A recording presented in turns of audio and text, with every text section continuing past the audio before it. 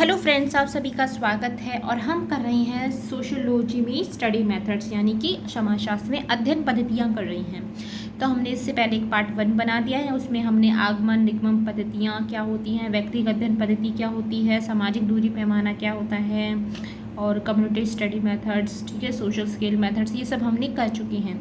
अब हम आगे करेंगे हिस्टोरिकल मेथड्स, तो यानी कि इसका पार्ट 2 है ऐतिहासिक पद्धति।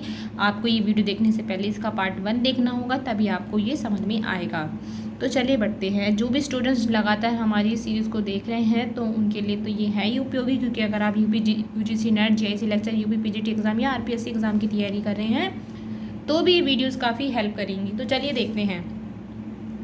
यह अति प्राचीन पद्धति है। हिस्टोरिकल मेथड जो है सबसे प्राचीन, और ये आपके यूजीसी नेट के पेपर फर्स्ट में भी काम आएगा और आपके सोशियोलॉजी में तो है और यूजीसी नेट में भी है, ठीक है।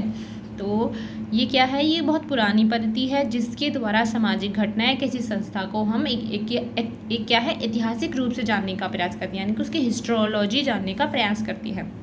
तो मॉर्गन ने परिवार का अध्ययन किया था, टॉलर ने धर्म का अध्ययन और दुर्खिम ने समाज का अध्ययन। बहुत इंपॉर्टेंट है, ये जरूर याद रखिएगा। अगस्त काम्टे ने सामाजिक परिवर्तन का अध्ययन इसी पद्धति से किया था।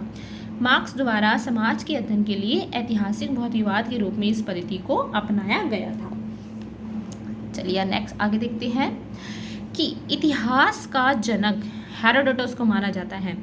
तो हेरोडोटस को क्या माना जाता है, इतिहास का जनक माना जाता है, ठीक है। इस पद्धति से यह जानने का प्रयास किया जाता है कि किसी भी घटना का प्रारंभिक यानी कि वो घटना शुरू कहाँ से हुई, उसका स्वरूप कैसा था। इतिहास से हमें संस्कृति के बारे में पता लगता है। इतिहास एवं समाजशास्त्र जो हैं इनके संबंध को रेखांकित करते हुए हार्वर्ड ने क्या कहा है कि इतिहास भूतकालीन समाजशास्त्र है तो समाजशास्त्र वर्तमान कालीन इतिहास है। तो ये लाइन बहुत इंपॉर्टेंट है, आप इसे ज़रूर एक बार याद कर लीजिएगा, क्योंकि ऐसे भी पूछा जा सकता है एग्जाम्स में, ठीक है। नेक्स्ट हम करेंगे तुलनात्मक पद्धति यानी कि कंपैरेटिव मेथड्स। जैसे कि नाम से ही पता है कि ये तुलना करती है, किन्हीं दो चीज़ों के बीच तुलना की जाती है। यह भी एक प्राचीन विधि है, पद्धति है। इसका प्रयोग हम अपने दिनचर्या में भी करते रहते हैं, ठीक है। तुलना करते रहते हैं, जैसे हमें क्या करना है, कितना गिलास पानी डालना है ऐसे खाने में। समाजशास्त्र में इस पद्धति का प्रयोग दुर्खिम द्वारा किया गया। दुर्खिम ने अपने आत्महत्या के जो संबंध में विचार प्रकट किए थे वो इसी पद्धति से प्रयोग करके बताया था। तो याद रखिएगा, ये भी बहुत इंपॉर्टेंट है, ठीक है। दुर्खिम का तो यहाँ तक कहना है कि तुलनात्मक समाजशास्त्र की एक शाखा ही नहीं वरन ये स्वयं समाजशास्त्र है। मैक्स वेबर ने इसके बारे में क्या कहा है कि मैक्स वेबर द्वारा भी धर्म और पूंजीवाद के अध्ययन में इस पद्धति का प्रयोग किया गया। रेडक्लिफ ब्राउन तो मानव शास्त्र को तुलनात्मक समाजशास्त्र कहते हैं। तो यहाँ पे सबके अपने अपने विचार हैं।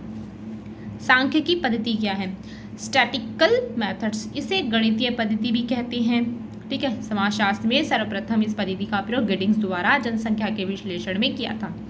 टाइलर लेविस्ट्रॉस द्वारा जो है नातेदारी के विश्लेषण में इस पद्धति का प्रयोग किया गया था, ठीक है। फिर है मेलिनोवस्की ने नातेदारी के स्थान पर बंधुता बीजगणित, ठीक है, किनशिल एल ज़ेब्रा का प्रयोग किया गया था। सामाजिक सर्वेक्षण पद्धति अब हम देखते हैं, यानी सोशल सर्वे मेथड क्या है। यह भी अति प्राचीन पद्धति है और इसका भी प्रयोग मानव प्रारंभ से ही करता आ रहा है।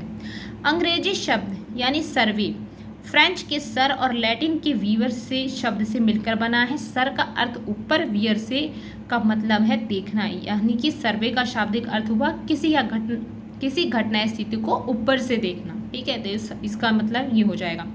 हेरोडोटस तथा भारत में चाणक्य द्वारा इस पद्धति का उपयोग या उल्लेख किया गया था। जॉन हार्वर्ड ने इंग्लैंड की जेलों में बंद अपराधियों का अध्ययन सामाजिक सर्वेक्षण विधि से ही किया था, ठीक है। तो फिर है वैज्ञानिक पद्धति, साइंटिफिक मेथड। समाजशास्त्र को विज्ञान बनाने के लिए एक विभिन्न पद्धति का प्रयोग किया जाता है। विभिन्न तरीके अपनाए जाते हैं जिन्हें वैज्ञानिक पद्धति हम कहते हैं। वास्तव में किसी भी विषय को विज्ञान बनाने में हम इन्हीं पद्धतियों का ही यूज़ करते हैं। स्टुअर्ट जॉर्ज ने अपनी पुस्तक the proper study of Mankind में लिखते हैं कि विज्ञान का संबंध वैज्ञानिक पद्धति से है, न कि अध्ययन के विषय से संबंध, यानी कि हम जिस विषय का ले रहे हैं हम किसी विषय को अगर ले रहे हैं उसका संबंध विज्ञान से नहीं है, जो हम विज्ञान में उन पद्धति का, वैज्ञानिक पद्धतियों का यूज़ करती है ना, उसे कहते हैं। ठीक है। कार्ल पेयरसन ने अपनी पुस्तक द ग्रामर ऑफ साइंस में लिखा है कि सभी विज्ञानों की एकता उनकी पद्धति में है, न कि विषय वस्तु में। और लुडबर्ग ने क्या लिखा है कि मोटे तौर पर वैज्ञानिक पद्धति आंकड़ों का व्यवस्थित अवलोकन और वर्गीकरण है। इस प्रकार से स्पष्ट है कि वैज्ञानिक पद्धति का वह तरीका है जिसके सहारे हम किसी घटना का अध्ययन करते हैं। प्रोफेसर गेन तो यहाँ तक लिखते हैं कि विज्ञान का अर्थ तथ्यों की खोज करने वाले तरीकों से लिया जाता है। इसी प्रकार लैंडिस का कहना है कि विज्ञान ही है, चाहे वह भौतिक शास्त्र में हो या समाजशास्त्र में। फिर है बोर्नार्ड ने वैज्ञानिक पद्धति के रूप में 6 प्रक्रियाओं का उल्लेख किया है। पहले क्या है उन्होंने बताया, परीक्षण यानी कि टेस्टिंग, सत्यापन, वेरिफिकेशन, परिभाषा, डेफिनेशन, वर्गीकरण, क्लासिफिकेशन, संगठन, ऑर्गेनाइजेशन और अभिमन्यु यानी ओरिएंटेशन। फिर है वैज्ञानिक पद्धति के चरण, स्टेजेस ऑफ साइंस। तो इसमें जो हैं विभिन्न विज्ञानों द्वारा वैज्ञानिक पद्धति के चरण बताए हैं। कौन कौन से हैं? कार्यशील, लुडबर्ग द्वारा जो हैं 4 चरण बताए हैं। कार्यशील उत्कल्पना का निर्माण करना, तथ्यों का अवलोकन, संकलन और आलेखन करना। तीसरा है सांस्कृतिक तथ्यों का संकलित, जो हमने तथ्य संकलित करे हैं उनका वर्गीकरण और सामान्यीकरण करना। ठीक है। पीवी यंग ने वैज्ञानिक पद्धति के 4 उल्लेख बताए हैं। क्या क्या बताए हैं? पहले है अध्ययन समस्या का चुनाव, कि हमारी समस्या क्या है, ठीक है, अध्ययन करने के लिए। कार्यशील उत्कलना, उसके लिए उत्कल्पना, हाइपोथेसिस बनाना। तथ्यों का संकलन, तथ्यों को हमें कलेक्ट करना, इकट्ठा करना, ठीक है। तथ्यों का उन्हें व्यवस्थित रूप से लिखना, तथ्यों को उनको बांटना, ठीक है। तथ्यों का सामान्यीकरण, उन्हें सामान्य रूप से बांटना। निष्कर्ष में यह वैज्ञानिक पद्धति के चरणों में निम्नलिखित रूपों में देखा जा सकता है, जैसे कि अब हम जानते हैं। तो इसमें आप क्या आ जाएंगे, जैसे समस्या का चुनाव, हाइपोथेसिस का निर्माण करना, तथ्यों का अवलोकन, संकलन करना, तथ्यों का वर्गीकरण करना और सामान्यीकरण करना। ठीक है। अब हम देखते हैं डाटा कलेक्शन क्या होता है। ये भी काफ़ी जो है पूछा जाता है कि तथ्य वे सूचनाएं, आंकड़े हैं जिनके आधार पर हम किसी घटना का वैज्ञानिक रूप से निष्कर्ष निकालते हैं। ये ऐसे आंकड़े वो होते हैं जिनका हम वैज्ञानिक रूप से निष्कर्ष निकालते हैं। विज्ञान वास्तव में तथ्यों का ही संकलन होता है। सामाजिक अनुसंधान शोध तथ्यों पर ही आधारित होते हैं, यानी कि तर्क की कोई ना कोई वजह जरूर होती है। चूँकि तथ्य समाज में बिखरी हुई होती है, इसलिए अध्ययनकर्ता इसे संकलित करता है और इसी के आधार पर अपनी घटना के संबंध में निष्कर्ष भी निकालता है। विद्वानों के द्वारा तथ्यों को 2 भागों में बांटा है। ये कई बार पूछे गए, ज़रूर याद कर लीजिएगा। यानी कि पहला है प्राथमिक डाटा, यानी कि प्राथमिक तथ्य यानी प्राइमरी डाटा। दूसरा है द्वितीयक तथ्य यानी सेकेंडरी डाटा। अब हम पढ़ते हैं प्राथमिक डाटा होता क्या है। प्राथमिक तथ्य वे तथ्य हैं जिनका संकलन शोधकर्ता स्वयं करता है। यानी कि आपने कोई समस्या ली है तो उसके लिए आपको जो है खोजना है तो वो आप खुद ही करेंगे। उससे संबंधित तथ्य को खोज करना है तो आप खुद करेंगे। ठीक है। तो इसे हम प्रत्यक्ष या प्राथमिक स्रोत या यानी कि तथ्य या डाटा कहेंगे। इससे प्रत्यक्ष रूप से जुड़ा हुआ होता है। इससे क्या होता है? प्रत्यक्ष रूप से जुड़ा होता है। जबकि द्वितीयक दूसरा जो होता है, दूसरा तथ्य सेकेंडरी डाटा, वे जिनका संकलन अध्ययनकर्ता ने नहीं किया बल्कि वह किसी के द्वारा ली हुई पहले से ही जो संकलित घटना के अनुसार जो भी तथ्य है उनका वो अध्ययन अपने केस स्टडी में यूज़ करता है। ठीक है। फिर है जिन प्रवृत्तियों या तरीकों द्वारा तथ्यों का संकलन किया जाता है उन्हें ही तथ्य संकलन के रूप में जाना जाता है। पीवी यंग और संकलन के स्रोतों को 2 भागों में बांटा है उन्होंने। पीवी यंग ने प्रलेखीय स्रोत यानी डॉक्यूमेंट्री सोर्सेस, यह द्वितीय तथ्य है।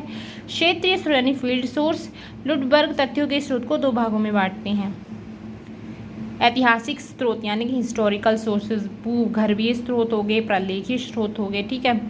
और क्षेत्रीय स्रोत रीजनल सोर्स हो गए, आपके जीवित व्यक्तियों से प्राप्त सूचनाएं लेना, व्यवहार का प्रत्यक्ष अवलोकन। बैगले ने अपनी पुस्तक fact and how to find them के 2 स्रोतों का उल्लेख किया है। पहला है प्राथमिक स्रोत। ठीक है। प्राथमिक स्रोत में आपके कौन कौन आते हैं? इसमें साक्षात्कार, प्रश्नावली बनाना, अनुसूचियाँ बनाना, सूचना आदि जो है आती हैं। द्वितीयक में इसके अंदर सरकारी गैर सरकारी संस्थाओं से जो हम तथ्य इकट्ठे करते हैं वो आ जाते हैं इसमें। डायरी, पत्र, संस्मरण, जीवन इतिहास, जनगणना रिपोर्ट, सरकारी पत्रों को इसमें शामिल किया जाता है। ये सेकेंडरी डाटा हो जाएंगे, ठीक है। अब हम देखते हैं अवलोकन क्या होता है। तो फ्रेंड्स, अवलोकन हम नेक्स्ट वीडियो में करेंगे। तो तब तक के लिए आप सभी का बहुत बहुत धन्यवाद। आप अपनी स्टडी को बनाए रखिएगा क्योंकि एग्ज़ाम कभी भी हो सकते हैं। तो मिलते हैं नेक्स्ट वीडियो में, तब तक के लिए बाय बाय। आप और वीडियो को लाइक शेयर सब्सक्राइब ज़रूर करें। मिलते हैं नेक्स्ट वीडियो में। Thank you.